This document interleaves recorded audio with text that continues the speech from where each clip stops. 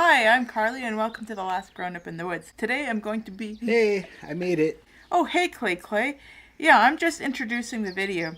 We'll be talking about the 7 principles of Leave No Trace. 7 principles? Isn't leave no trace just like pack it in and pack it out? It's actually a lot more than that. The Leave No Trace Center for Outdoor Ethics has 7 principles of Leave No Trace, starting with planning ahead. Planning schmanning. Where is your sense of adventure? Let's go. Hold on, not so fast. It's not about being adventurous. It's 20 kilometers to the first camp, with lots of uphill. It's important that we sleep in the camps because it's an environmentally sensitive area. Do you think you can make it? Yeah, I've been working out, Yeah, but can you hike? Yeah, I've done similar hikes recently. Great! And what do you have for food? I brought this sack of rice. Do you think it'll be enough? Well, maybe you need to rethink that. Repackaging food and planning out your calories per meal will allow you to ensure that you have the calories you need without being weighed down by food that you don't need. The more tired you are, the less you will care about making an impact. It also allows you to plan for how much fuel you'll need so you don't need to make a fire. Cool. Okay, give me a minute to repack. Is there anything else I should have planned? Well, I already have our camping spots planned out, and I have a map and compass. Do you have your GPS? Yep, and extra batteries. Isn't that more of a safety thing? Yes, but people in danger are a lot less likely to take their impact into account. A prepared adventurer is also a low-impact adventurer. Wow, this meadow is beautiful. Hey Carly, what kind of flower is this? Clay, you just trampled all those flowers. Alpine meadows are quite sensitive. Trails aren't here just to make it easy. They're here to contain our impact. Wow, look at this patch of delicate alpine plants. I'd love to put my tent up here. I thought we talked about trampling plants. This spot over here has been camped on many times. There's no plants to kill. Carly, come over here. This spot is perfect. It's nice, but camping away from water opens up a corridor for wild animals, minimizes erosion, and keeps the water cleaner.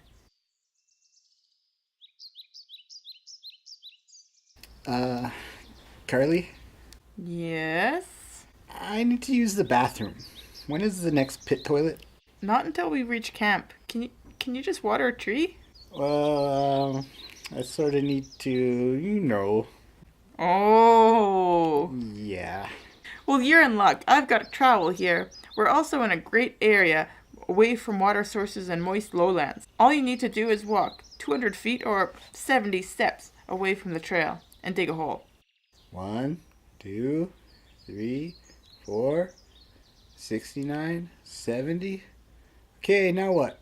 Dig a hole about 6 to 8 inches deep and 4 to 6 inches wide, and you're golden.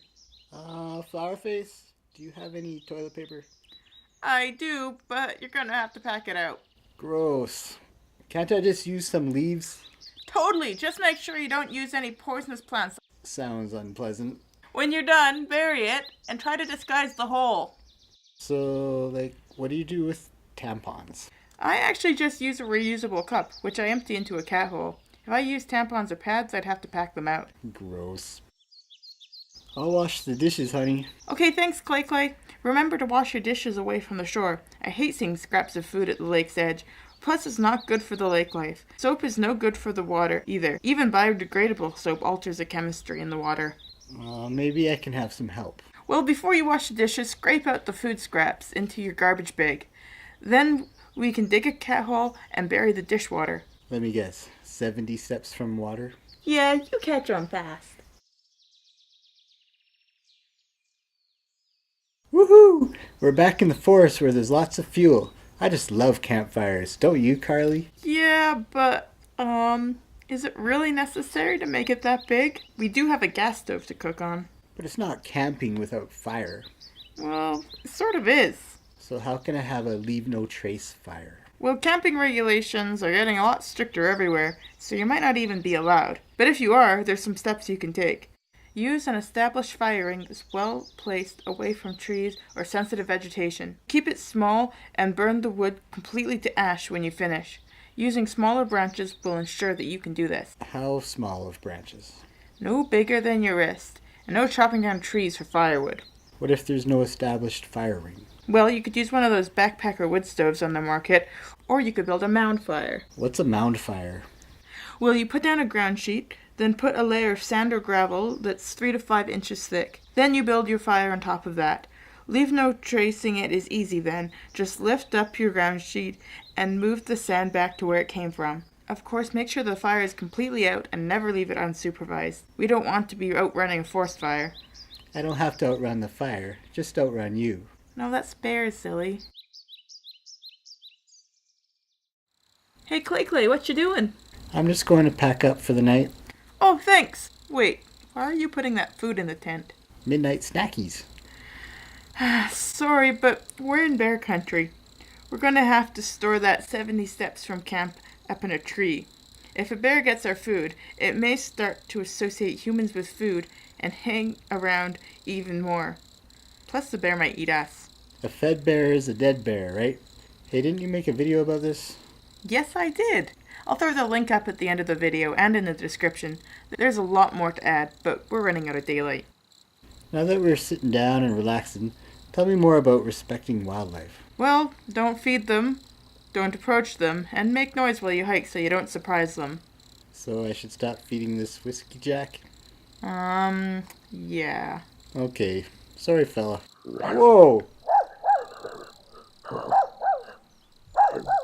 I guess that's why we're supposed to keep our dogs on a leash. One of the reasons. Hey, look at this pretty rock. I'm going to take it home and put it in my rock collection. Ever heard that saying, leave only footprints and take only photos? Well, that applies to cool rocks. Also to archaeological and historical artifacts, and plants, and animals. Woohoo! It's our last night. Time for some tunes. Woohoo! Clay, can you turn that down? What? Hold on, let me turn this down. I'd really rather listen to the birds, and I bet the other campers around would too. Fine. Hey look, it's that funny looking dog again. Oh, it's pooping in our campsite. Oh, gross. So I guess that's another reason why so many parks want your dog on a leash. Yeah, not everyone likes dogs, and nobody likes their poop. Carly, there's so much to learn about leave no trace ethics. There's a lot more, but we're out of time. But maybe some of the folks watching this can give some of their tips or pet peeves. Hey, is it time for the question of the week? Oh yeah! We saw lots of mess from the trekkers in the Himalayas, so my question is, what is the most popular trek in Ladakh? I know. Clay, you don't qualify. But the first person to answer correctly in the comments will be entered in a draw to win a Cairn box. You can find the answer in one of the videos in this playlist, or on Google, I guess. Or you can watch that video on bear safety here, and you can subscribe to The Last Grown Up in the Woods here, and that's it. So long, and see you next week. Ish.